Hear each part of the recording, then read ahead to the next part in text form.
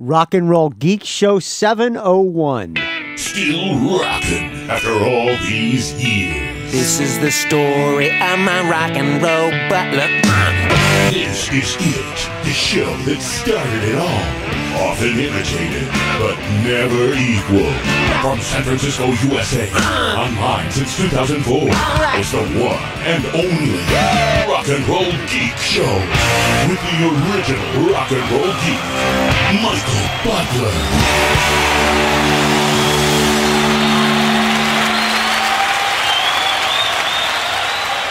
Welcome to the Rock and Roll Geek Show. My name's Michael Butler. Thanks a lot for joining me. I really appreciate it. Today is Thursday, July 7th, 2016, when I'm recording the show, and it's 3:51 p.m.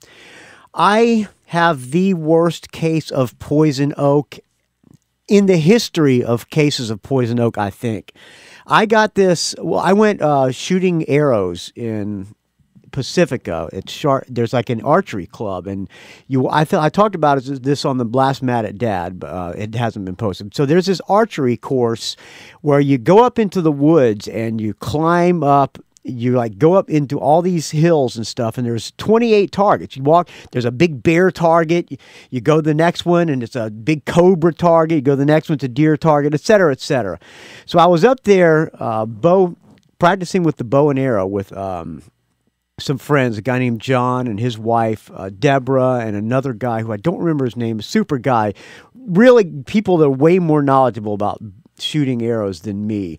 And I was pulling the arrow back, and I accidentally hit the trigger, and it went into the ravine, I guess you can say. And I climbed into the ravine, and apparently in that ravine was a big pile of poison oak, and it was all over me. So my arms are blistered, my neck is swollen up. It's so bad I had to make an emergency visit to the doctor today and get a shot, which is what I think it's the only thing that I can that will get rid of the poison oak. So I am sitting here with my arms burning, oozing pus, neck blown up like a balloon. Speaking of blown up like a balloon, I have a friend in the studio with me. You do? His name is Joe Klein. He's my good friend, the podcast voice. Listen to this intro once again. Still rocking after all these years. That is the guy who did this intro. If you're a longtime listener and friend of the Rock and Roll Geek Show, you already know that. But if you're new, that's the guy. Say that. Do the intro, Joe. Where have I been for all these years? Joe Klein is a legend, and he's a very good friend of mine. I thought I was never going to see him again because once he abandoned all the podcasters, I figured that. No, I didn't abandon all of them. I just abandoned you. Yeah. I figured he didn't want to be my friend anymore. Well, lo and behold, Joe Klein wanted to escape the heat of Laughlin, Nevada, which was 120 degrees, and he sent me a Facebook message and said, hey, I'm thinking of taking a trip out to San Francisco. And I said, well, you're staying at my house. So this is the final day of him staying at the house, and I figured I would have him on and introduce him to the friends of the Rock and Roll Geek Show once again, because I always love having my good friend Joe Klein on the show. How you doing, Joe Klein? I'm doing okay. When was the last time I was on this show? Probably the last time I was here. It was probably about last time you recorded my show open, which was 2010. Was it? Did I come here that year? It might have been. We were trying to figure out the last time I was here is 2009 or 2010, but one of the two. What have we done since you've been here? You got here on Tuesday afternoon. Oh, good Lord. We've done so many things I can't even remember, but then I can't remember where I am right now or who you are. So what did we do today? Today, we played Tourist today, Michael Butler. You were wonderful. This guy, I put him behind the wheel of my rented car. Oh, last night we went to the Giants game. That's right. Well, that's okay. Well, starting with the most recent today, Michael drove us around, did the tourist thing. He didn't want to do it. He was very reluctant, but I made him settle down. Here's the deal. He had to go get a shot at his doctor. So when he did that, we had to go downtown, right? And after that, I said, well, come on, man. Let's do some sights. I want to take pictures. I want to be a tourist. Can we go to Fisherman's Wharf? Can we go by Coit Tower? Can we blah, blah, blah, blah, blah? And he bitched and belly ached and, didn't want to do it and says, well, we got to get back to my house. But he did. He begrudgingly drove us all over the place, and it was great. We took pictures. We were all over town. So that was today. That was after a great lunch, after a great noodle lunch. We went to the Vietnamese place for lunch. Michael knows about every little Asian and some other ethnic cuisine haunts in San Francisco. I am never cease to be amazed at how many restaurants there are in San Francisco. There's like 5 restaurants every block in San Francisco. Joe, what did you do for a living before you were retired? You mean back in the day? Yeah, BITD. All those years ago? Yes. I'm oozing. I mean, it's fucking oozing, man. I'm tortured right now. Ladies and gentlemen, please keep him away from me. I mean, it's not contagious at this point, but there's shit I don't from my you. arms. I don't believe you. I'm going to make the album. I probably shouldn't, but maybe I'll make the album art my arm oozing pus in honor of Joe Klein. Well, it's not pus. It's like thanks. a clear. Thanks very It's much. like a clear liquid. It's fucking gross, man. Like as if Joe gross. Klein, as if Joe Klein brought pus to town. I am itching so bad. I have put everything on this. I did the Indian clay, the diatromous clay or whatever, the volcanic clay, which is a homeopathic. I've done apple cider vinegar. I did the Technu stuff, which is the stuff that you get from Walgreens. I put cortisone on myself. I have put cold compresses, and I just couldn't take it anymore. I had to call the doctor and beg them to give me a shot. I said, give me the needle. I'll shoot myself in the neck. I don't care. So it's been 3 hours now, and it's still fucking torturous, man. Still torturous. Too much information, dude. Way too much information. So anyway, what did you do before you retired? Before you got poisoned. You got poison oak. Back in the day, what was your occupation? Well, from the time I was 6 years old, I was interested in being a DJ or a voiceover guy or a music or sound producer or recording engineer. So. Basically, that became my whole life. Listen to this. As she gets older, her feet are making tracks in the winter snows. Hello? Hello, Susan. This is Nancy. Nance, where are you? I'm on the back of David Lee Roth's motorcycle. David Lee Roth of Van Halen? He has a phone on his motorcycle? He has 2. That's him! I know. The guy who said he has 2. Who's that guy? That actually wasn't David Lee Roth. David Lee was supposed to be... That was you, wasn't it? No. That was a friend of mine named Sheldon Kaufman. So Joe produced this commercial. My voice is on the end. Oh, okay. Let's Nance, I listen. hate to bother you, but I gotta make a couple of calls. Okay, I'll get off the phone. Okay. But can we listen to the Diver Down cassette? Sure, there's a stereo in the hot tub. The hot tub? Susan, I gotta go. Call you later. Did you write this? Oh my God. What do I see? Van Halen's Diver There he Down is. on Warner Brothers Records and Tapes. She's robbing Say that. Say that. Van Halen's Diver Down on Warner Brothers Records and Tapes. back to me. Anywhere you play it, you'll love it. So that is what Joe Klein. That was what Joe Klein is known for. And this. Linear and It's another end. rock oriented. God, we lost recently. I put the amount of energy that I needed to a rock album, and so the whole thing meshed together. He did that commercial. That was for a guy named David Bowie that we lost recently. Very talented. I announced that you were pulling the episode out of my ass. The comments are coming in fast and furious, Joe Klein. They love you or they hate you. I don't know. I haven't read them. The comments are coming in fast. He did this No, one. wait. Stop for a second. Okay. Here's the deal. There's a little story behind. You could refresh the page and then you could play from the beginning. Well, just trying to help you out here a little bit with the production. Yeah, thanks. Anyway, I used to, when you were asking me what I did, besides producing jingles and all sorts of commercials for national companies and local big retailers in the LA area for many years in the 70s, I kind of was discovered by accident at a recording session for an album, for a disco album at my studio. Was working with my friend Artie Wayne. Disco Duck? No, but the album was called Another Island. The artist's name was Arthur Wayne for Casablanca Records. It was in 1977. Joe Klein did all of the Casablanca Records ads, didn't you? Yes, I did, and unfortunately, I don't think we have any of those. Including here. The Great Angel. He didn't That's do Kiss. true. He did not do Kiss, right? Yes, I did. You are correct, sir.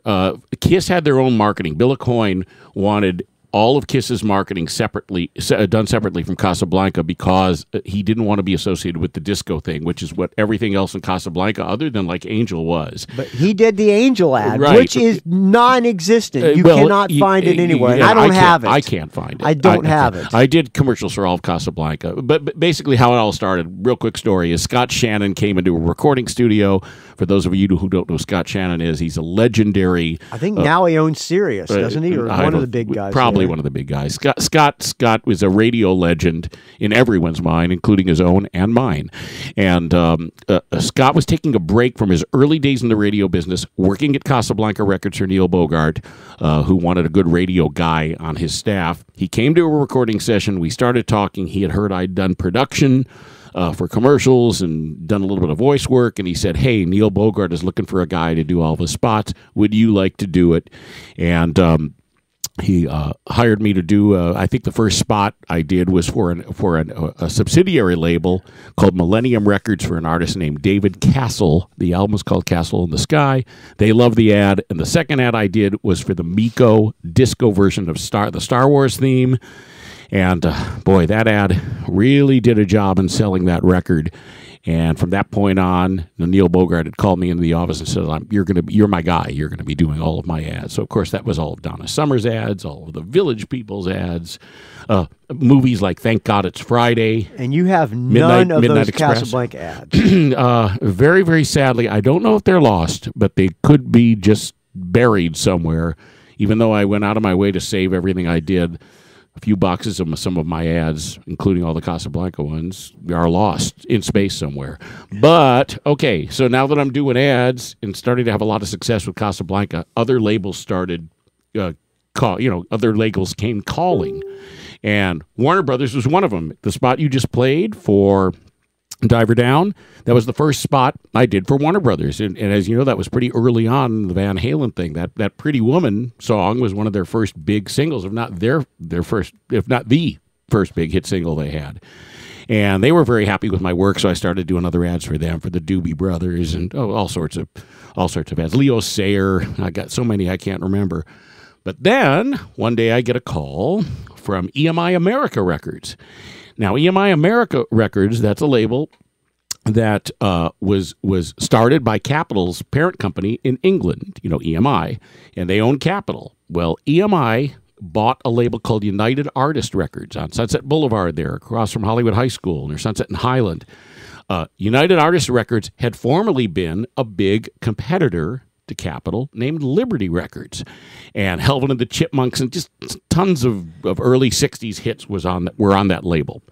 When the label was sold prior to EMI buying it, they changed the name to United Artists because the guys that bought it were connected with the whole United Artists film thing. I'm going to not give you the whole history, all the details. They changed the name to United Artists Records. So what happened is in 1980, when the label was still called United Artists, but now owned by EMI, they came a-calling, and they said, hey, we heard about you, and we would like you to do a commercial for us. Could you come in and meet with us? And I went in and I met with a guy by the name of Gilles Gauthier, who was known as Frenchie around the company. Not derogatory or the least bit politically incorrect back then. That was just his nickname, and he liked it. And he said, we got this act called The Vapors. Oh. And I got it queued up right here. Yeah, and he said, we need a commercial for them, and what do you got? And I go, well, normally the record companies write the ads for me. That's the way it's been going on up until now. He goes, well, not here. Not here. Yeah, we don't do it that way. You write it yourself, motherfucker. That's right. And they said, well, what have you got? And you don't get paid extra. He said... Did they pay you extra for writing it? No, but they were paying me a lot more. Now they were a new label than the other companies were paying me. So they said, well, what do you think? And I went home and I thought about it a little bit, and I came back and I got I said, I got this crazy idea. They go, the song is called Turning Japanese. That's all we want to promote. The album's called New Clear Day, but we want to promote the song Turning Japanese. What do you got? And I guess all I could say is I showed them a script, and they went for it, and it goes something like this.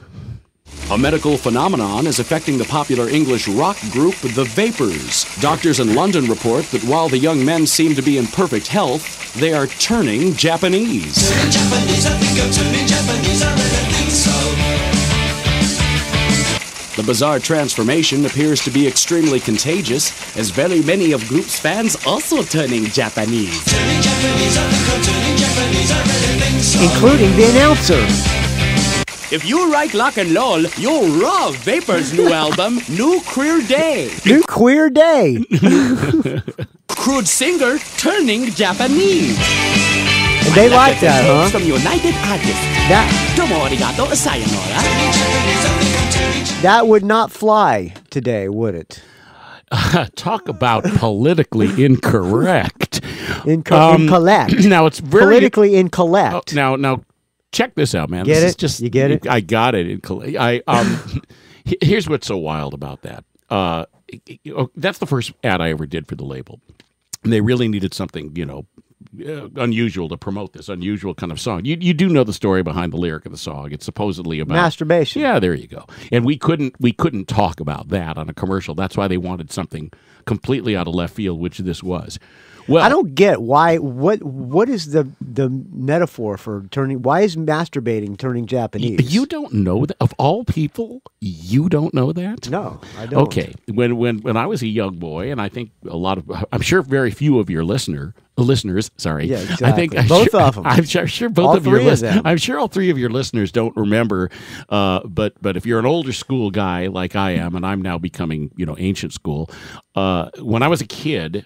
And, your mom or dad caught you in the bedroom doing the deed. Did your mom catch you in the bathroom, in the bedroom doing the deed? She actually didn't. She never did. Did anybody? Oh, did anybody catch me, or did anybody get caught by their mom? No, did anybody catch you? No, other than you, and that was a lot more recently. Oh, yeah, okay. Yeah.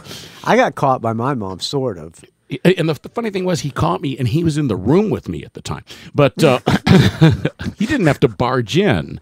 But that's because, I love you, Michael Butler. Yeah, anyway, so here's what happened, is a lot of, the old saying was that if your mom caught you or your dad caught you in the bathroom or in your bedroom doing the thing, they go, don't you know if you do that, your eyes will slant and you'll turn Japanese? I never heard that one. I heard that you grow hair or go blind. That's one of the other ones. Talk about politically incorrect, and that's what round-eyed white American moms and dads were telling their kids.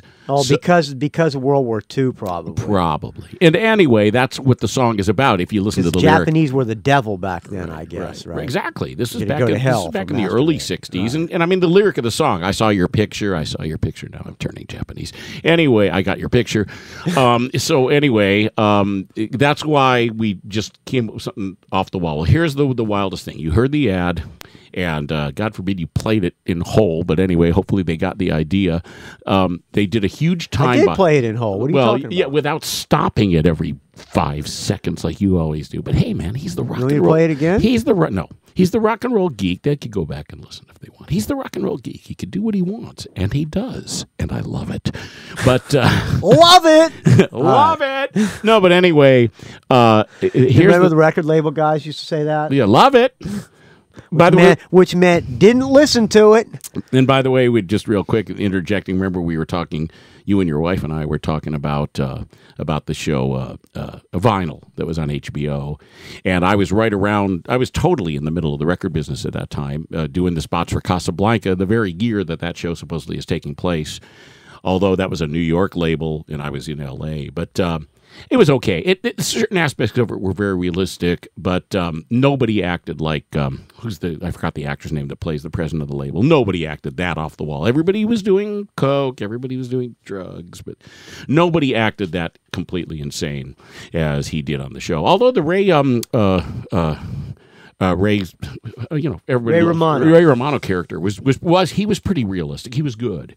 But anyway, back to the turning Japanese story. So we do this ad, and they hear the ad, and they bring in other label people, and you can imagine they're all looking at each other, and they go, "We can't put that on the air. That is like totally racist." Because you were doing the voices. It was racist. I mean, or I don't know what it was. I didn't think it was racist, but I could understand how. So the guy that hired me says, "No." Good thing the song wasn't called "Turning African American." Oh yeah, but he said, "I think we should just run it on the air and see what we think." Well, guess where the first now looky here, a very strange disease seem to be all right. Anyway, the first big time buy was here, right where I sit right now in this city, San Francisco, California, which has no shortage of Asian people and. A very strange disease are talking to Mexico. Well, they did. Frito Bandito. All right. They did a huge time buy, and that's Joe Klein doing that, by the way, not me. The rumor has it back then that people were. Oy vey! Folks were picketing. Turning Jewish. Nice, very nice, Michael. People were picketing the stations. It became a real big local story, and in the meantime, the record company's loving it. And the story actually made Rolling Stone magazine the top lead story of Random Notes back then. Yeah, what happened was EMI leaked out a fake story to Rolling Stone saying that people are protesting. Whatever. No, I heard there was problems up here. I wasn't here. I can't vouch for it. But the story was in Rolling Stone, and then it made the calendar section of the LA Times. That radio ad probably made that song into a hit. It gave that song all the publicity. In the case of that song, that was one of those because they were having trouble getting it played. Did you get a gold record for that? No, I did not, but it was a Clio-nominated spot. But no gold record. I'll tell you why I didn't get a gold record. I don't think the album went gold. I think it only sold about 350,000. I thought that was a major hit back in the 70s. It was a hit, but not a major. It was 1980, wasn't it? Yeah, 1980. Wasn't a major hit, but it was funny a hit. how I knew that date, too. It was a hit. That was my very first ad for EMI, and that led to hundreds more ads for EMI, including ones I won awards for and what have you, including that David Bowie ad. He was on EMI. He was one of their big acts back then, and. Yeah, so I was producing commercials for everyone. Capital, EMI. Oh, you did this one here. Come with Sheena. Is that you? No. Is that you? No, it's not. Come with Sheena. Yes. Wait till you hear the rest. Private pleasures.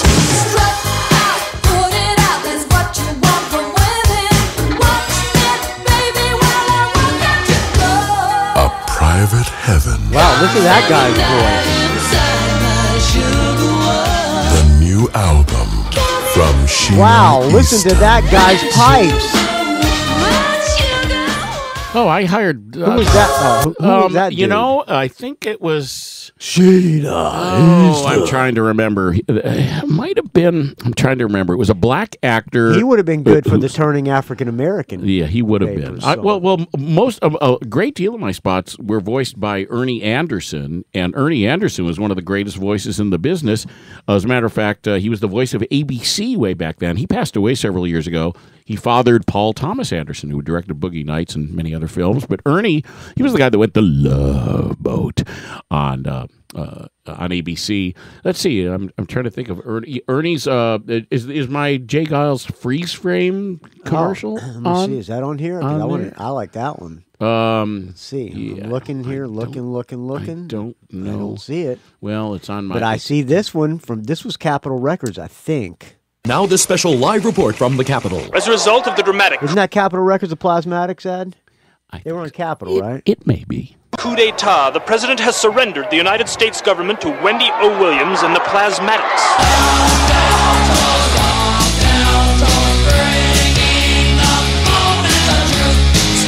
It's time to stop all the bull and get down to heavy rock and roll! God, I fucking love Wendy O, man. You wanted it heavy? Well, you got it heavy!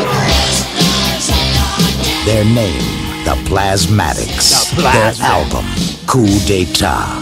Their objective, world domination. Today, America! I pledge allegiance to the plasmatic. Tomorrow, the world! On records and high-quality XDR cassettes. From Capitol. Yeah, Nice. that announcer, that was a great. Wait. Okay, you have to stop something. But anyway, yeah, that announcer was Gene Moss. He passed away as well. They're all gone, dude. Great announcer. Known him for many years. He was a great announcer. He was the voice of Chevrolet. We're USA One back years ago, and all sorts of other really great spots. Now that spot was very interesting because that was the Capitol Records really wanted to heavily promote that album, and just like certain other ones that they couldn't get as much airplay as they liked, that's the ones that they really bought a lot of airtime and had me produce commercials. They flew me to New York City. They flew me to New York City, put me up in a great hotel, and then we rented. They booked Electric Lady, the famous Electric Ladyland Studios that Jimi Hendrix built, and had Wendy O. Williams come down and meet me for the recording session, and a bunch of kids that were friends of her and her friends. Those kids singing. Was she by herself when she came to meet you? She was by herself with I don't remember, her manager, one of her assistants. But then they brought like 6 or 7 kids, and they're the ones you could hear in the background going, "I pledge allegiance to the Plasmatics." And we recorded Wendy there, and the kids sang that. And then I took those tracks and went back to L.A. and put the commercial together for Coup d'Etat. And yeah, that was in 1980. It's great. You have a Wendy O. Williams poster in your front hall. Right. From that right around that time. 80? No, not 82. No, that was a little later. That was a little later. That Coup d'Etat album. I'm not sure what year that was. It's all a big purple haze to me. Pardon the bun. Why don't we take a break? Listen to a Plasmatic tune. You got me in the mood. That's good with me. All right, this is from Coup d'Etat. Nice. Did you get this? This album didn't go gold, but. No, but by the way, I think again that commercial was a Clio Award finalist. Really? Yep.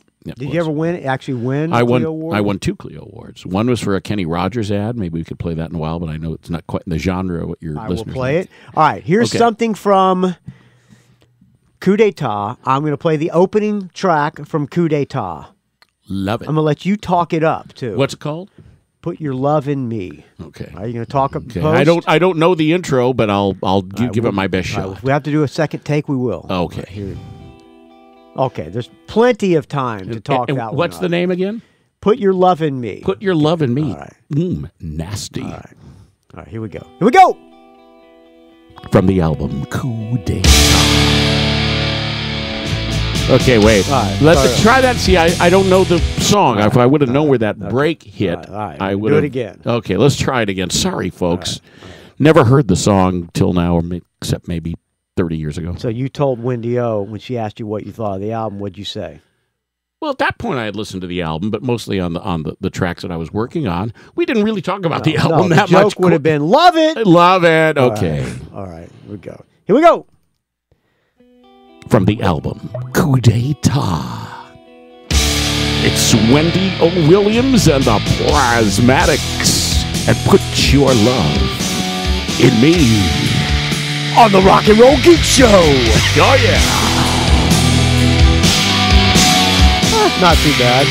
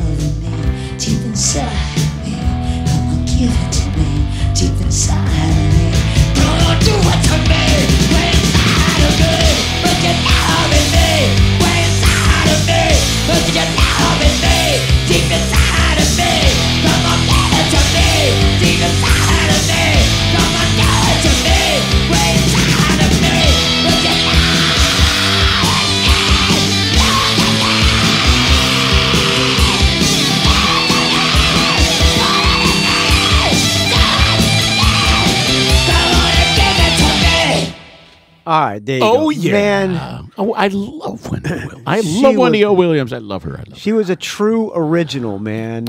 Man, we lost her, and that was really a shame. By the way, she was absolutely the sweetest. She was just the greatest. She when she came in the studio, I met her. You know, she was already in the studio, and she was very, very sweet, and with the kids and all that kind of stuff. But we left together after we did those tracks that were in the commercial, and I can't even tell you, this is the greatest.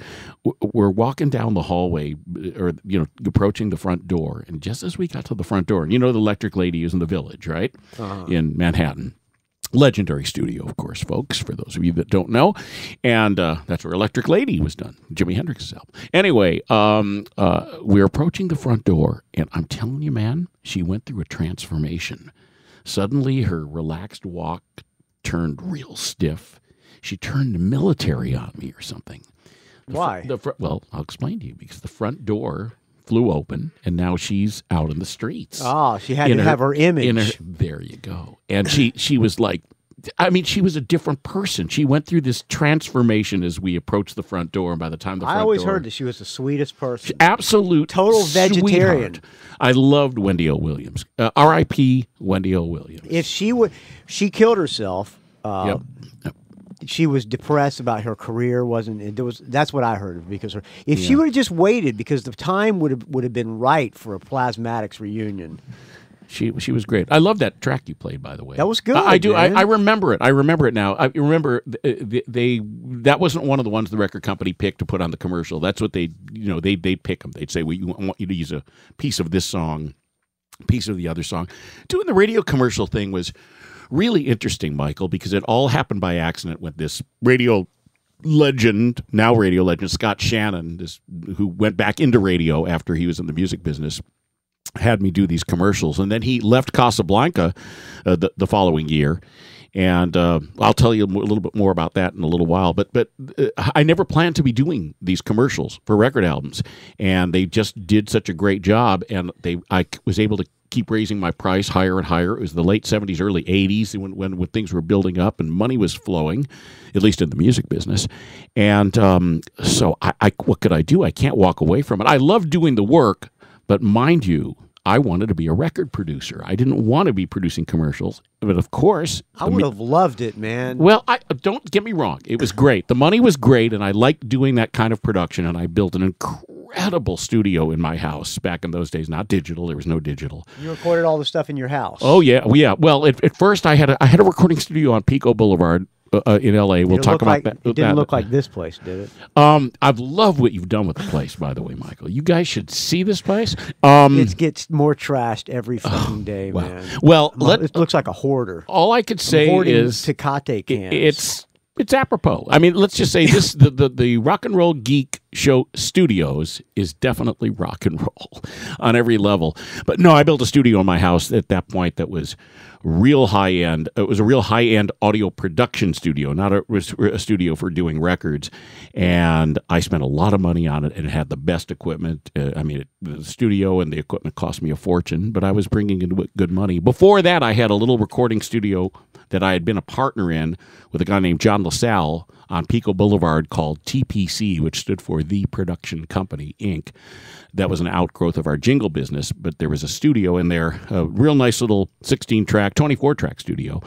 And but I closed that down and built the studio in my house when I started doing the ads. So like I was saying, I didn't want to be doing ads, but it just happened. And you know what life is like and what music business and show business and career business is like. You go with the flow. You don't know where you're going to end up. So I had a 15-year run, Michael, of doing commercials from 1977 till about 1992, and I did over 1,500 of them. You did the Apartheid. I ain't gonna play Sun City. It's right up there, and that's a great story in itself. One of my favorite people, Michael Monroe, played on that. Well, yeah, and you know who was behind Little Steven Van Zandt, and he was also produced. He worked with Michael Monroe, which is my favorite Michael Monroe album. Not Faking It. See, I didn't know this would even come up. You know, Steve was a great guy, and by the way, what happened was I was doing all these spots for Capitol. I was Capitol, EMI, EMI's guy, Warner Brothers, Motown, all these other labels. So Capital EMI started another label. They wanted to have a label in New York, so they started a label called Manhattan Records. And this was one of the premier releases on Manhattan Records, and if you want to play the ad, it was for an ad called it was a one of those cause records, right?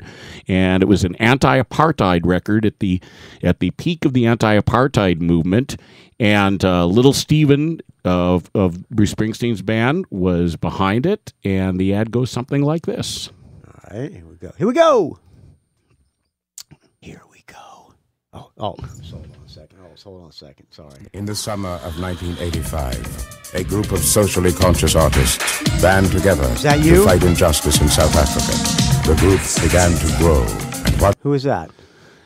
You got to just stop. All right, I'll listen to the whole thing. Don't you love that about him? Well, look, that's why we love him. That's Michael Butler. He's playing something. He's got the artist in the studio. I have a question, I want to talk about I know. That's you. That's the way you do it. Okay, that's cool. In the summer of 1985, a group of socially conscious artists band together to fight. That's some pompous actor, dude. I remember. I know that name. It's a guy, James Earl Jones. No, it's not close. James Earl Jones. It's a guy with the bald head and the side very, hair. very, very good. Roscoe Lee Brown was his name. He passed away also.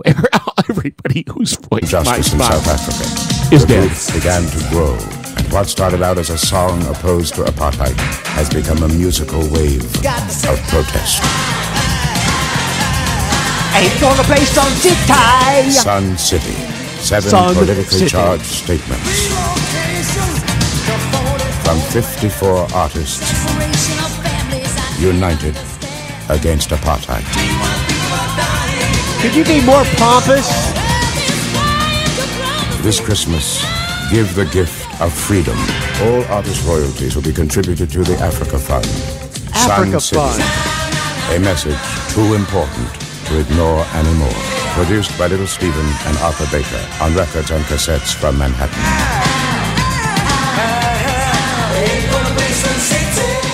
All proceeds from the Africa Fund go to Hillary Clinton's charity. Oh, don't. Okay. You promised you wouldn't make this show political. Don't make me come over there. That was around the time of We Are the World. We're going to do our own We Are the World, anti-Sun City. Well, that was it. I ain't going to play Sun City. Who did that song? That was all the artists doing the one song. That is the song. Is it a whole, who did it? He said 54 artists. Yeah. It was only a single, not an entire album. See the artist. It was called Artists United Against Apartheid. Is that what it says at the bottom of the picture? Yeah.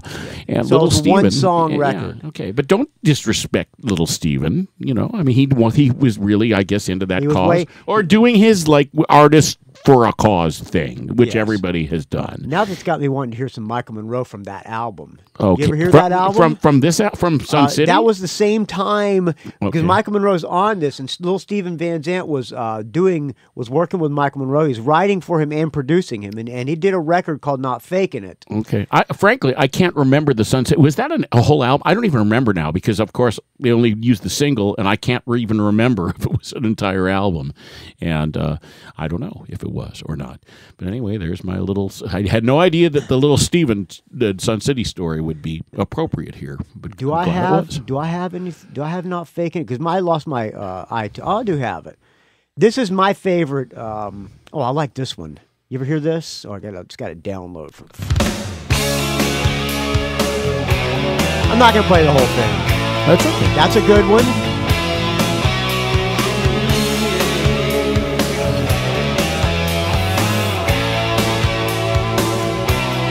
And my favorite Michael Monroe song of all time is this one.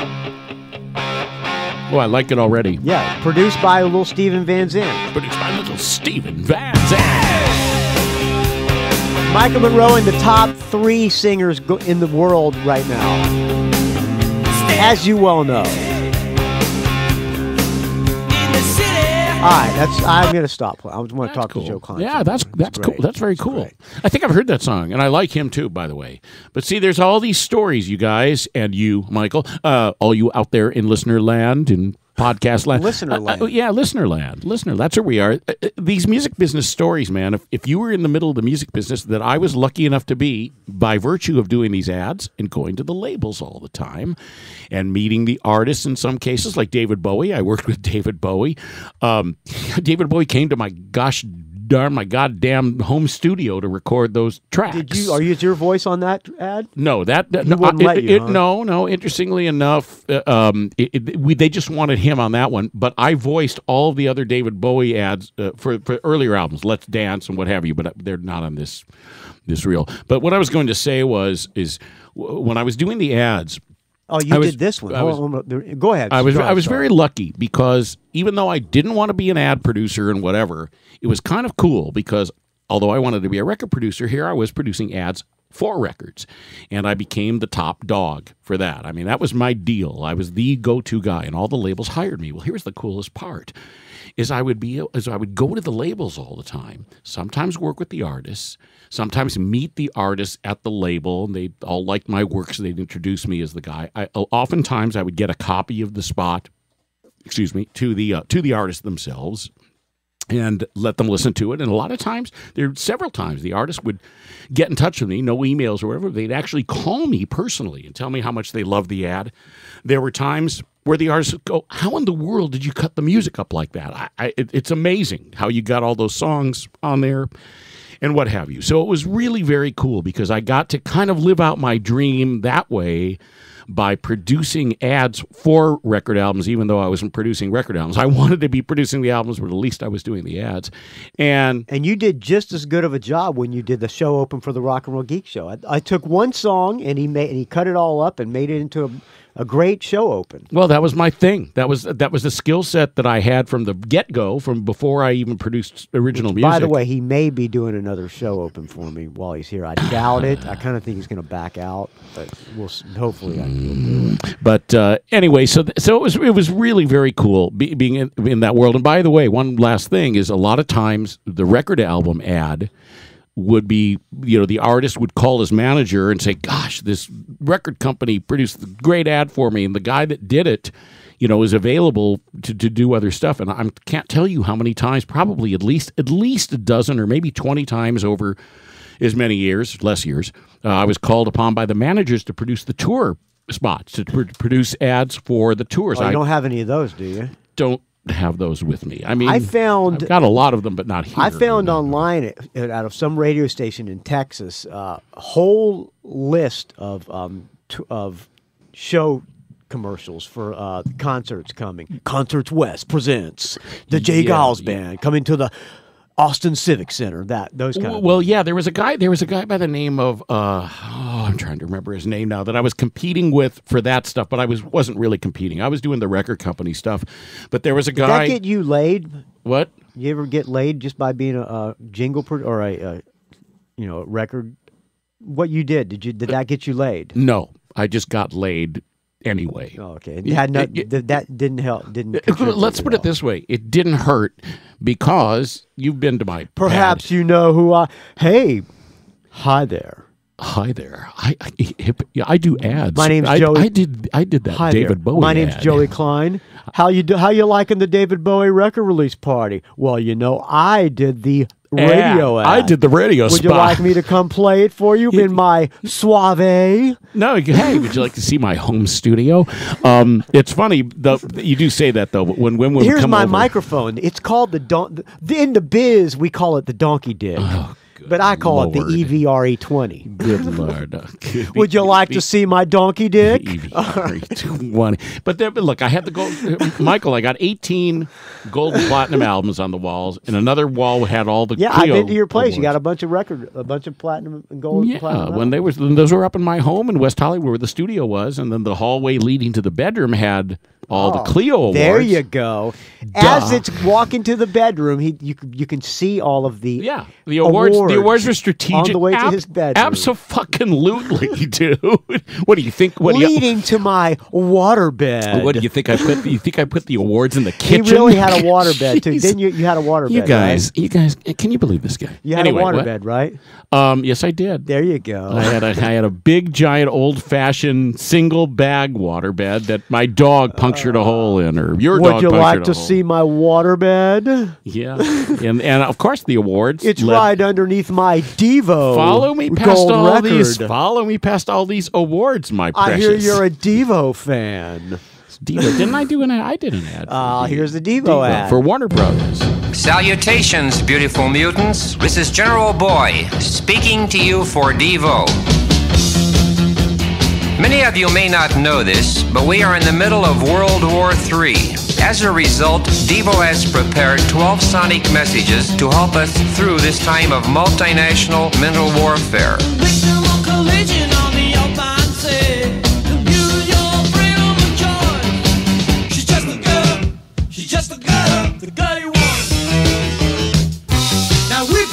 Okay, this album went multi-platinum. Yeah. My waterbed's right underneath my Freedom of Choice triple platinum album award, baby. Lord. I request each and every one of you to exercise. I'm Joe Klein, but you can call me Joey. Is your freedom of choice. The new album by Devo on Warner Brothers Records and Tapes. Oh, you did that. Anyway. My pants are unzipping as we speak. And you know the funniest part about it is he's not embarrassing me in the least. I'm not trying to. I'm thinking that's exactly how it went down. Okay, Michael, I do have to admit I had some really good times from the late 70s to the early 90s. Don't tell the band this, but if you want to do a line off their triple platinum album, we can lay out some lines on it. I do that all the time. They never knew. Love it. Did you ever smell? Forget the movies. But anyway, there was lots of crazy stuff that went on. If the walls in my house could talk, or is that what they say? If the walls could talk, my goodness! If this waterbed could talk. Now, if you said you wanted the one, you asked about awards. I had 18 Clio finalists, but the two that won the award, one was for Kenny Rogers for a catalog of Kenny Rogers ads for Liberty Records that had been UA Records, same group as the Vapors. Oh, did you ever get any country fans? Do I have any country? Did you ever get any country music girls? In other words, what you're asking me, did I get any country pussy? Is that what you're trying to say, Michael? Did you pick up any pussy at the Kenny Rogers record release party? At the Kenny Rogers record release party. And I was at a bunch of them and concerts. Because you know what they say. I just saw Kenny Rogers in Laughlin. You know what they say about country music fans. Girls who are country music fans. They put out? Yes. Okay. Right, I wouldn't know. I wouldn't. What are we doing in love? Fall in love with Kenny. That's you. That's not you. That's not you. God. Sounds exactly like folks. You'll never hear Michael play anything straight through. That's a very famous announcer, also gone, dead and gone, but very exactly fondly like you. Very fondly. You're fall in love with Kenny. It's not but it's a guy by the name of Danny Dark, and yes, that was a radio name carried forward. But he was one of the main announcers. Thursday on NBC. Claude Schwartz was his real name. No, I think it was Buster Hump. I think Dewey Tooman. Buster Hump or Jaime Feeling God. But anyway, Danny Dark, great announcer, and for those of you old enough to remember, he was the voice of NBC for many years. Thursday on NBC. Let's listen to What are we doing in love? Fall in love with Kenny. Sounds exactly like all over again.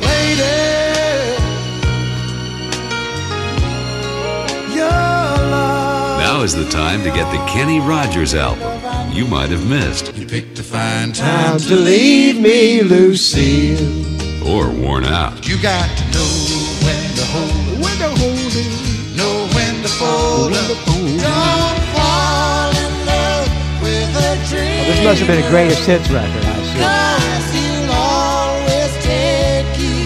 Give the gift of music. Share Kenny Rogers. I don't need you with someone you love. if you don't share. your love. On records and tapes from Liberty. With me. Yeah, you know, interestingly, that spot had, except for some stuff, I actually did ads for K-Tel.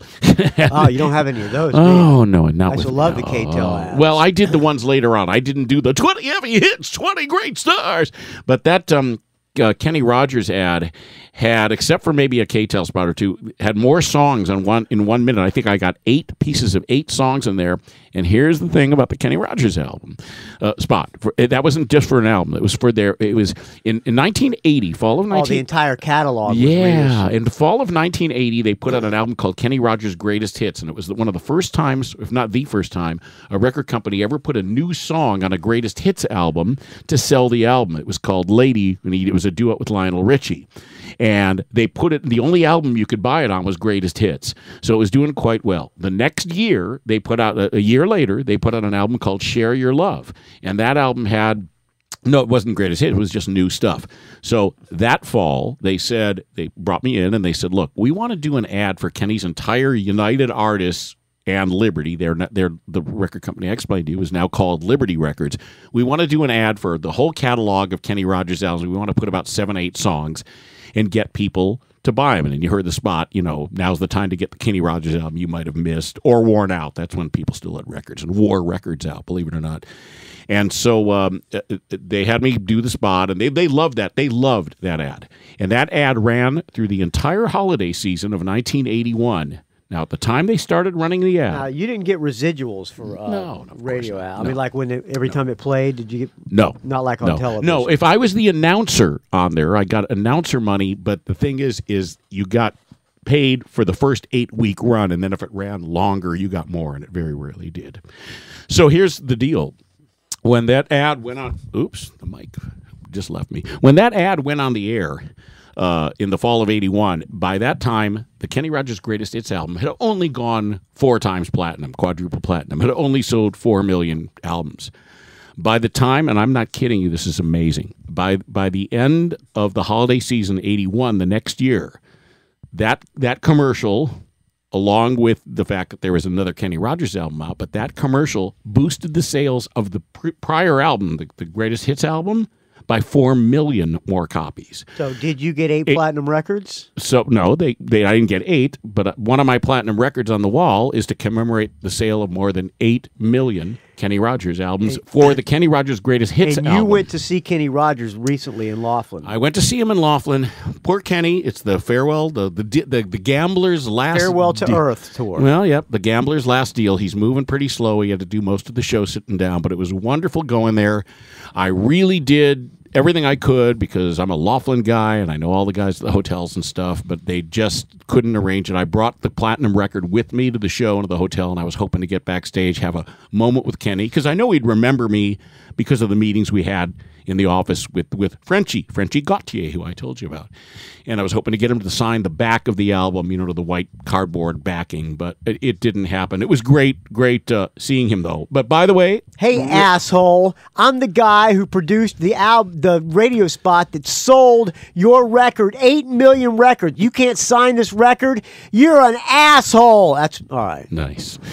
You feel better now? Yes. No, actually, my ad only helped sell 4 million of the records. But anyway... Excuse me. So that album... Kenny. That became a finalist for the Clios, and I won... Won a Clio Award, you son of a bitch. Good grief. All right. I won the 1982 Clio Award for the best radio, best radio commercial. Okay, and that was that. And the other ad that won a Clio Award was in '84 for a crazy dance album. They weren't being called disco albums anymore, by a group called Elbow Bones and the Racketeers. Oh, I think I have that one here, don't I? Oh, maybe, yeah. That's another great ad with a great announcement. Ladies and gentlemen, we are now on our final approach. That's me. We'll be landing momentarily. If you look outside, you can see it's a beautiful night in New York. That's not you, is it? That's me.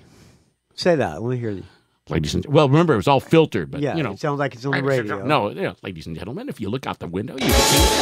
If you look outside, you can see it's a beautiful night in New A York. little bit of lisp, huh? If you look outside. If you look outside. I filtered it to make it sound like a pilot coming through a Ladies PA and gentlemen, system. if you look outside, you can see the clouds in the air. Oh, good. It's New York.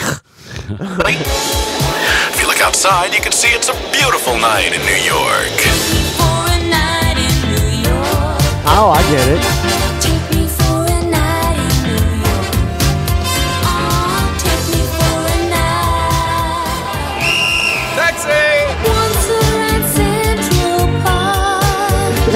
Taxi! You wrote this one too, huh? Yes, I did. It's great. We're flying to New York, and now we're in Central Now we're Park. in New York, and now we're look where we are. We're dancing the night away with Elbow Bones and the Racketeers. Well. Where do you hear this announcement? Make this night last forever. In my waterbed, right underneath. That's not me. That's Devo. It's a guy named Jack Douglas.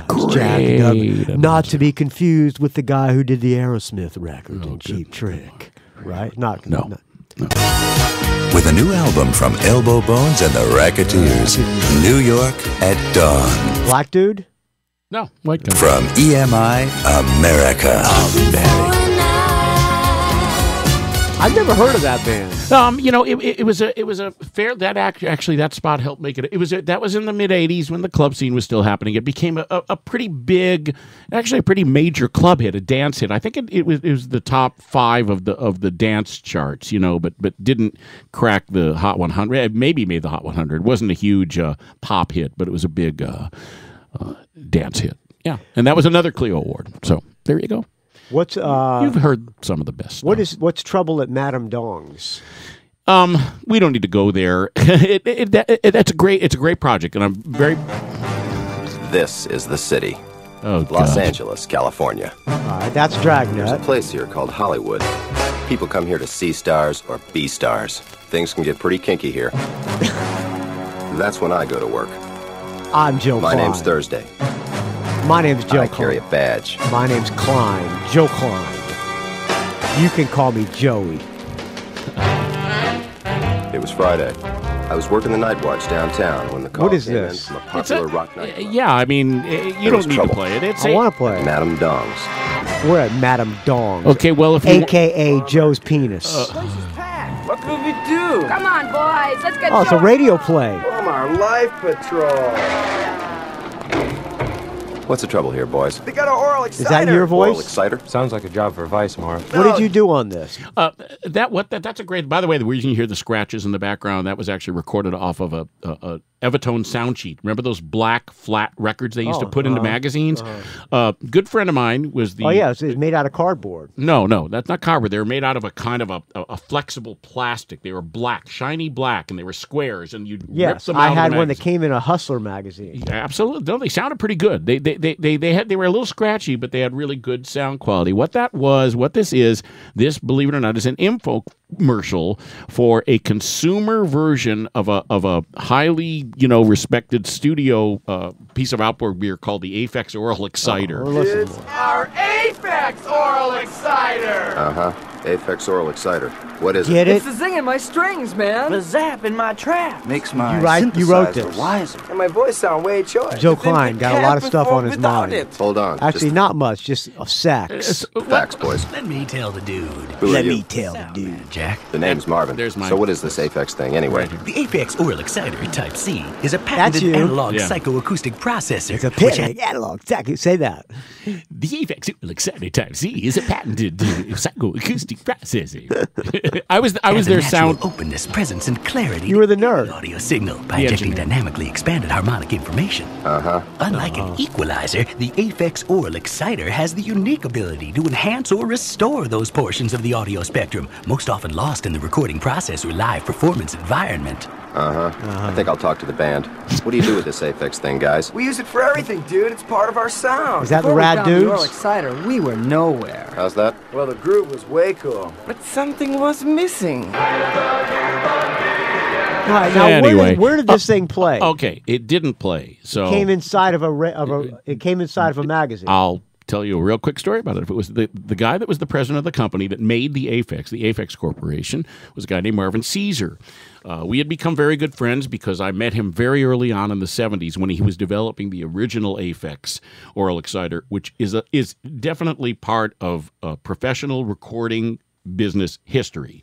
It was the forerunner to the Barkus, to the BBE thing, whatever. As a matter of fact, it was an outboard. It was an outboard sound enhancer, and here's the deal: when it first came out, like a compressor type thing. Well, yeah, it did a lot of stuff in one box. Anyway, when it first came out, the first model, you could not buy it.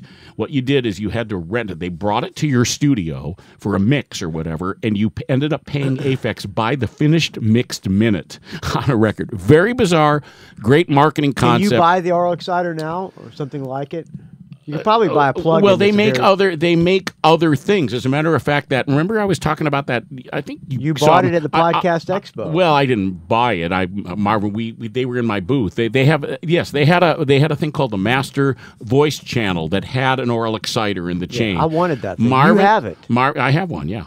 Maybe I'll let you use it one of these days. Marvin charged me by the minute. Yeah. Marvin sold the company, but anyway, this was way back before that, and this was Marvin had the oral exciter, and then the product was the marketing plan didn't work to charge studios by the minute, so then he started selling them. Then he came out, of course, as technology improved with a better model called the Aphex Type 2, and it was expensive. It was $2,000. I helped him develop it by testing it and giving him suggestions. And he ended up giving me one. This commercial, or this infomercial you were just playing a little bit of, was Marvin's attempt to have a consumer version, like the BBE button on an old TV or whatever. And it was a consumer version that he was hoping to sell to rock bands and stuff, starting to use those little home studios, the TX home studios and all that. Right. Back in the 80s. It was a little cassette 4-track. You go. I think I still own one. There you go. This supposedly was the perfect solution to make the sound better. So I was working with a rock band, and this could be a good transition into talking about my music production, which is what I always wanted to do. I was working with a rock band in the 80s while I was doing spots. Hold on. Before we do that, I want to hear this. As a public service, Superphone presents your telephone driving instructor. Is that you? That enables you to gain all of the experience necessary to obtain your Did California you put your voice to effects on that? Or what? No. It's just your telephone driving instructor. That's a whole other thing that we should probably not even get into now. We'll confuse your listeners. As a public service, Superphone presents your telephone driving instructor. The program that enables you to gain all of the experience necessary to obtain your California driver's license using no equipment other than your own telephone. And now, here he is, your delectable Daniel of driving, Herbert Wrong Way McPherson. Wrong Way Hi there, all you students of locomotion. Ready for today's lesson? Good. Just remember that your telephone dial is the steering wheel of our car and the hang-up buttons are the brakes. Now let's begin our lesson with a few simple maneuvers. We'll start by pulling away from the curb and making a right at that first intersection. Turn your dial slowly, gently. That's far enough. Now release. Now a left turn at that corner. Not quite so fast. Okay, that's better. Straight ahead to that stop sign. Watch out for that truck. Slow down. No, not the clutch, the brakes. Whew, that was close. Now let's take it a little slower this time. Dial 4 to the left, now back to the right, shift into low, slow down, and park. Congratulations, you've just successfully completed your first lesson and dialed your way into New York City. Incidentally, your phone bill will be adjusted accordingly. Until next time, happy driving! There you go. Nice. There you go. That was one of literally hundreds and hundreds of audio cartoons. Radio bits. Well, phone bits of cartoons I produced now that we've transitioned into that. Nice transition. That was back in the late 60s, early 70s. I was kind of a phone freak.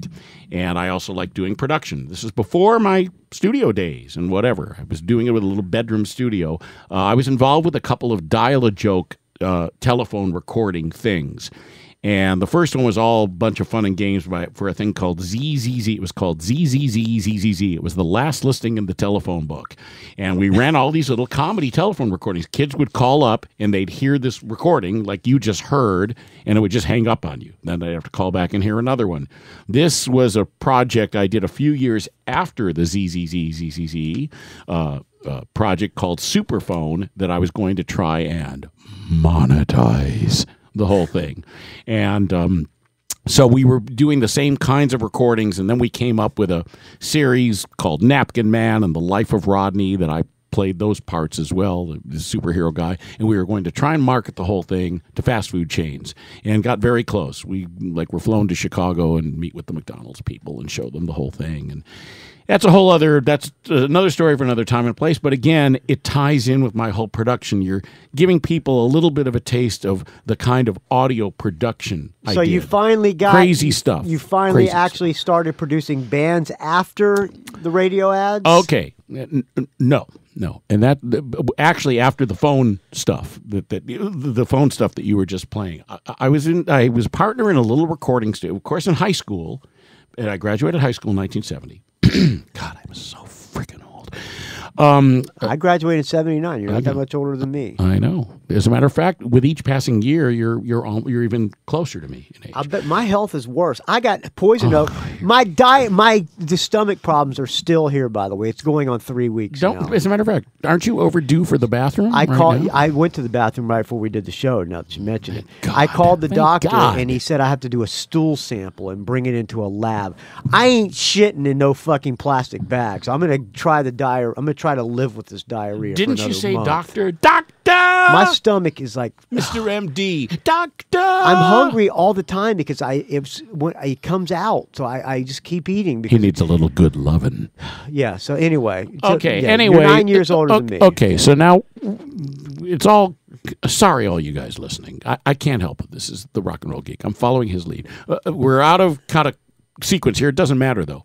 Before I did the commercials you heard, I wanted to be a record producer. Well, I got a job. First, I was a DJ on KAFY radio in Bakersfield, California for about 6 months. That's where a girl, you told me the story once about a girl came and went under the console while a long record played. Under the console. Hey, you know that this is kind of topical. My first night as a DJ on Cafe in Bakersfield was July 3rd, the day after my birthday. My birthday was the 2nd. By the way, thank you, everybody. Thank you. The belated birthday wishes are very much appreciated. Say happy birthday. If you would like to make a donation to the show in Joe Klein's birthday, in honor of his birthday. In honor of my birthday.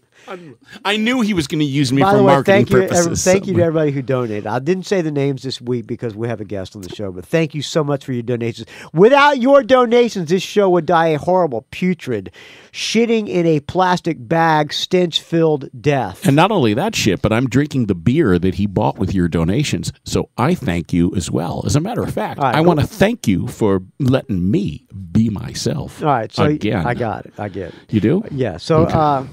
You sure? Yeah, you got it. So you blowjob under the console. Is that what the story is? No, here's a great, real quick story though about my first night as a DJ. You guys, I was a top 40 DJ, and like so many DJs in California, teenagers, I was 18 years old. I just turned 18, literally the day before my first day on the job. I remember you told me that some girl called in the show. Is this the story you're going to tell? No. Tell that story. I don't remember that story. You remember that story. But about playing the long... Somebody called during a record, and a girl called in the show and said her and her friend wanted to come over or something like that. You remember that story? Something like that. Tell me that story. No, I don't. I'm not going to tell you that story. Why? You afraid it's going to stop you from getting hired? No, I'm afraid it's going to stop me from getting high. Yeah, you won't tell that story. I might, but here's a real quick side note because it's topical, Michael. I'm trying to be topical here, just like the topical stuff you're using on your neck. Tell the story about the. Tell the story. No, it's just real quick. But the first night I was on the air, quick story. I get to the station. It's July 3rd, 1971. Day after your birthday. Day after my birthday. Donation in honor of Joe's birthday. Okay, Joe. Yeah, donate now, and donate often. So it was July 3rd, 1971. I get to the station early. Of course, I'm the new guy. I'm the kid. I'm 18. I get the all-night show. It's a Saturday that year.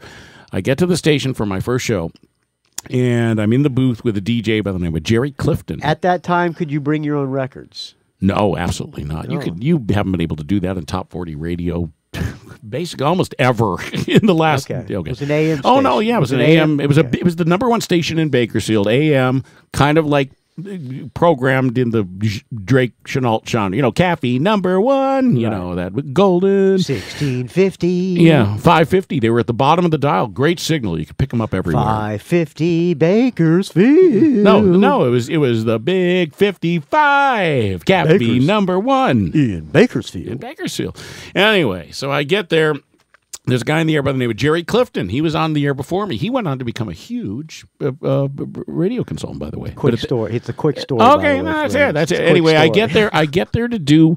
Well, I mean, if you and your listener aren't interested, go ahead. Okay, I get there for my show. It's July 3rd. I'm in there waiting to do my show, and I hear that we have a little teletype booth right behind the DJ studio to get the news. Yeah, with this. Okay. And they had a little bell on them back in those days. So we go ding, ding, ding, ding, ding. If there was an alert, like the president's been breaking news, breaking news. There you go. Very good. That's what breaking it was. News. Obama. Okay. Don't make me roll over breaking news. Breaking news. Joe Klein. Okay. Anyway, I hear the little ding. Brought Obama to the waterbed. I hear the little ding, ding, ding, ding, dings, and so I'm sitting there. It's like an hour and a half before my show starts. I wanted to look and see how the board works and watch the guy. Anyway, I heard the teletype bell ring, and I went into the booth and I just look at because he's on the air and he's like smoking and doing his thing. And I go into the booth and I look down, and what do you think it says? July 3rd, 1971, or don't you know your music history? Okay. Anyway, it said asterisk, asterisk, asterisk, urgent, asterisk, asterisk, asterisk, Jim Morrison, lead singer of The Doors. Of course I didn't know that because I can't stand Jim Morrison, but go ahead. Good reason. He died. Dead at 27 or whatever. So now, breaking news, Jim Morrison dead. We're an AM station that doesn't play The Doors, or maybe you did. Maybe you did play Come On Baby Light My Fire. Wrong. Come on, baby. An album called L.A. Woman had just come out recently. Is Light My Fire on that? No, but a big hit that I'll finish the story real quick, and I'll tell you which song it was. You have to wait till the end of the story. I walk back into the DJ booth. Guessing I rip the thing off the teletype. Okay, and I bring that alert into the DJ booth because it's topical. Obviously, the jock's got to say something about it. It just come over the wires, even though he had died several hours earlier in Paris. It was just coming over the wires. It was about 10 o'clock at night, 10:30. I bring it into the booth Saturday night, July 3rd, 71, and I just go behind the guy and I drop the thing in front of him. He was playing James Taylor's "You've Got a Friend." That was the song was coming to an end. Before that song was over, I see him pull a record out of the rack, the records that were on our chart that we could play, the big top 30, the Caffey 30, the big 30. And he cues up a record, and he turns on the microphone as "You've Got a Friend" is ending about 30 seconds later, and he says, KAFY, this is Jerry Clifton. Didn't have the greatest voice. This is Jerry Clifton, and that was James Taylor with "You've Got a Friend." And we just lost another really good friend to the world of rock and roll tonight. Jim Morrison, lead singer of The Doors, has just passed away in Paris. R.I.P. Jim Morrison. And instead of playing the jingle, which we were supposed to do before every record, Caffeine #1, then you start the record. We had a jingle before every record. He just started the record. And it was Riders by the Storm, and it was pretty apropos because it was crappy ass song, but go ahead. Well, there you go. Anyway, so I thought that was kind of an interesting first night to have to deal with. So when I played the record myself a few hours later, but you were asking what song, that was the first big hit single from L.A. Woman, and we were playing it on Caffey #1. So that's a kind of an interesting deal. Anyway, after that was a quick story. Well, I hope it was mildly interesting to someone to someone other than you. Very entertaining. But anyway, interesting first night on the radio. But after I was a teenage disc jockey, didn't like it, quit it after about 6 months. Quit the station. I said, radio ain't for me. I'm out of here. I can't do this. I didn't like my boss. I didn't like the job. I said, being a DJ is fun, but and I was getting paid pretty good money. I was getting paid $7 an hour, and that was 45 years ago. and which wasn't so bad. Anyway, so I quit the DJ job, and that's when I picked myself up by my bootstraps, came back to L.A., and that's when I got a job in a little recording studio on Pico Boulevard after a friend of mine that was an engineer there slept through too many recording sessions. His boss fired him. His boss had met me. He called me. He said, "Do you want your friend's job?" Called my friend. I said, "Look, like when you're going to take over somebody, when you're going to start dating somebody's girlfriend," I said, "Hope it doesn't bother you, man, but no, it doesn't bother me at all." No, he didn't. I said, "Your boss offered me your job. If it doesn't, like the old girlfriend thing, if it's not cool with you, I won't go there." But he goes, "Oh no, man, I'm an idiot. Blah blah blah. Go ahead and take my job." And I got a job there, and that's when all the musicians' friends. Isn't it funny? All the musician friends I had in high school were all of a sudden my best friends because I was working at a little recording studio.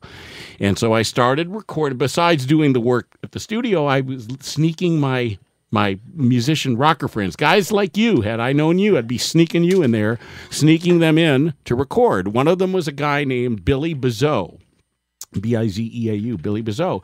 And Billy Bizeau ended up being in the group, which I think you've talked about on your show before. One of the cool '70s groups produced by Kim Fowley. The Quick, yeah.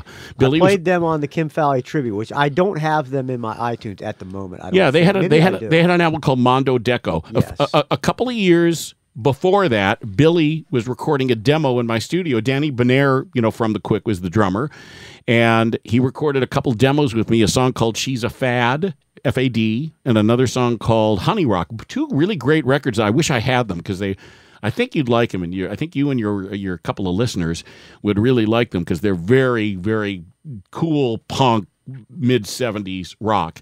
He went on, Billy, and then they formed the band after and did the Quick, and that was one of my early forays into record production. A guy by the name of Steve Barton and a drummer by the name of Dave Sheff, both very good friends of mine to this day. And Dave Sheff is, I'm going to be going and seeing a little later for an hour or two in between your band rehearsal, tracks or whatever. And Dave and Steve and a couple other guys, I'm not going to mention all the history, they were good friends of mine. They came in and recorded in my studio. Translator. Steve Barton and Dave Sheff and a couple of other guys ended up, forming the band Translator, which was here in the San Francisco area. They had their most success. They were signed to Howie Klein's label, right? 415 Records, yeah. And I didn't work on Translator, but I worked with those guys. So I was kind of in the middle of that scene. And then, fast forward a little bit, now I start doing the record ads, okay? I did the disco record for Casablanca, which led to the ads. Here's what happened. Scott Shannon, who had hired me to do the ads, left Casablanca, and he went over to Areola America Records, a label out of Europe called Areola, very big, but they started an American label called Areola America. And they wanted to release, they were releasing a lot of disco product. Amy Stewart, the Knock on Wood song. They had country product. Well, Scott wanted them to do some punk rock. So Scott calls me up one day. This is in 1978. So in 1978, Scott calls me up. He's now no longer at Casablanca. He had hired me to do some spots, by the way, for Areola, now that he was there. Calls me up and says, "Joe, I got this band. They're called the Sunset Bombers. I just signed them to Areola America. We need to do an album. Could we do it in the studio? You could co-produce. You'll engineer. You and I and this other engineer guy I know will co-produce the album together, and it's a done deal. I mean, we're signing them to the label, so we've got a budget. Can we do the album there?" And what am I going to say? No, I wanted to be in record production, so I said in. So we brought the guys in the late winter of '78, and we put together an album. The Sunset Bombers did, I forgot, I had 10, 12 tracks, something like that. A couple of them were covers. One was called I Can't Control Myself, and I Can't Control Myself had been a big hit, not so much here in the States, but in England, in the UK, by a group called the Trogs. Remember Wild Thing? Wild Thing! Yeah, they had a hit with a song called I Can't Control Myself. We covered that. We did a newer version of that. And we also covered the old Burt Bacharach song in punk rock fashion, "Baby It's You." That was really, really wild. and a bunch of original songs. And we did that. Well, the group was comprised of a singer named Nick Armand and his brother, Nick Armand, Rick and Nick Armand. Their sister was a big demo singer in Hollywood, great singer named Renee Armand. So it's a musical family. They were in the band. Rick was the lead guitarist. Nick was the lead singer. And then the bass player was a guy you might have heard of named Doug Feiger. And Doug went on the following year to be the founder of the Knack. And the drummer was a guy named Brandon Matheson, who Doug ended up producing shortly after he founded the Knack on a group called the Rubber City Rebels, who you might have heard of out of Hollywood. They were on Capitol. So that was kind of my foray getting back into music production again. And I must say I was happy because here I was finally starting to work on records again. And so if I don't know if you have any Sunset Bombers stuff or feel it's apropos to play any of it, but that was the Sunset. That was the story of the Sunset Bombers. All right, let's play a Sunset Bombers to get out of here. We're an hour and 20 minutes into this. So okay, we'll close out with Sounds the Sunset good to Bombers me. tune. Joe Klein, it was very nice to see you, and you're leaving tomorrow. I am leaving San Francisco tomorrow. I'm going to miss you. Not knowing ever when I will return. You've only been here a few days. I had a blast when you were here. Yeah, it was. I must say, it was great. He's taken me all over. He took me to a Giants game last night. Everybody, go Giants! They won. I wish I wasn't suffering from this very horrible case of poison. I think this one's going to scar me. This is going to leave scars on me. Well, we went to a Giants game. He's been cooking me food. He took me around. What did we have for dinner last night? Thing. What did I cook last night? I don't know. Duck face.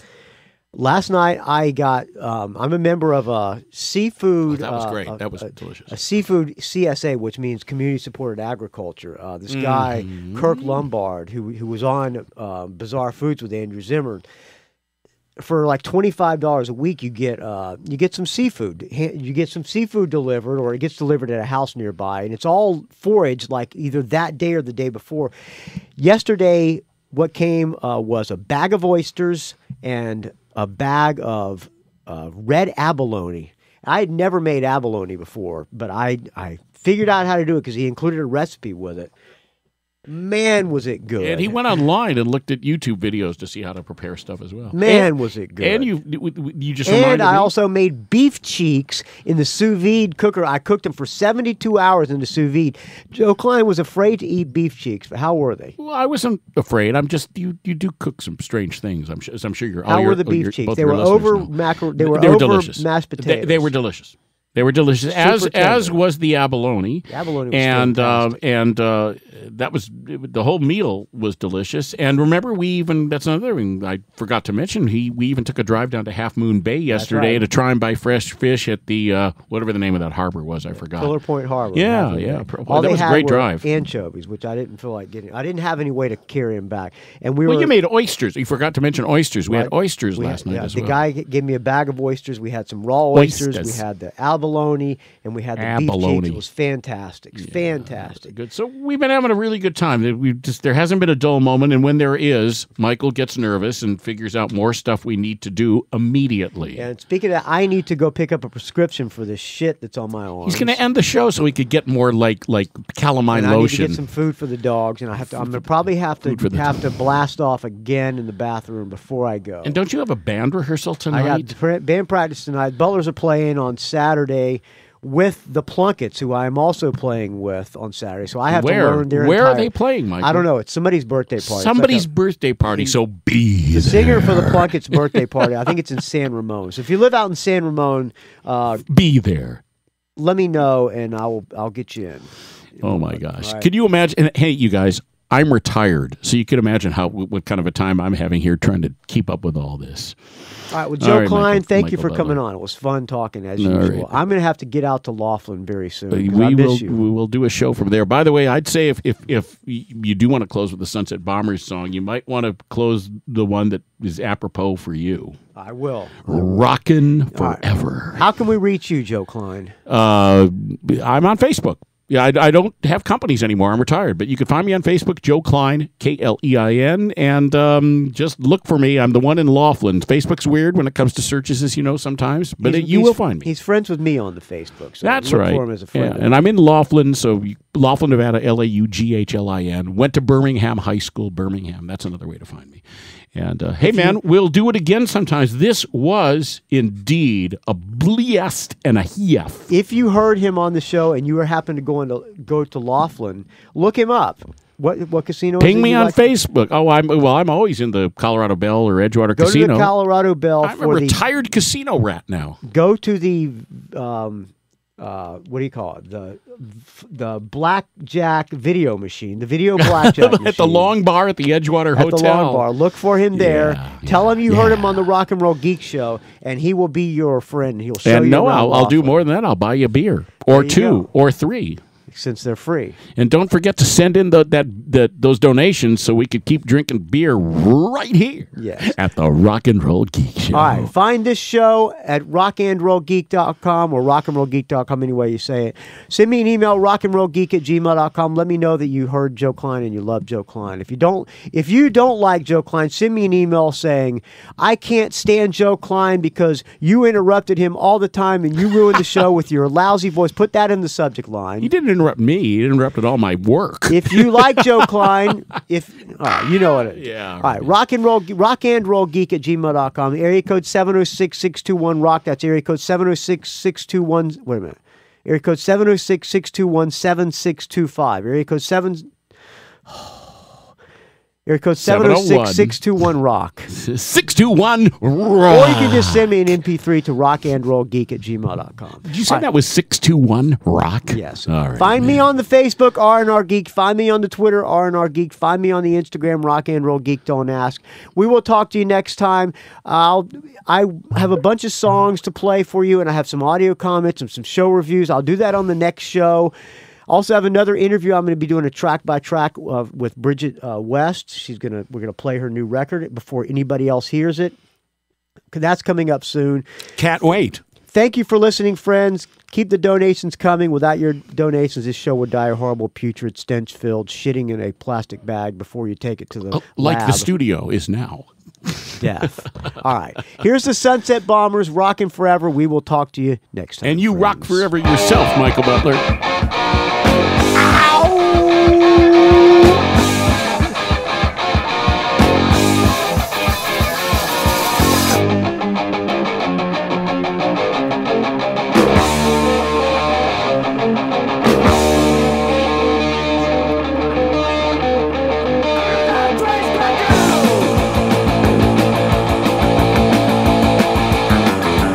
Tell 'em I've been rocking forever.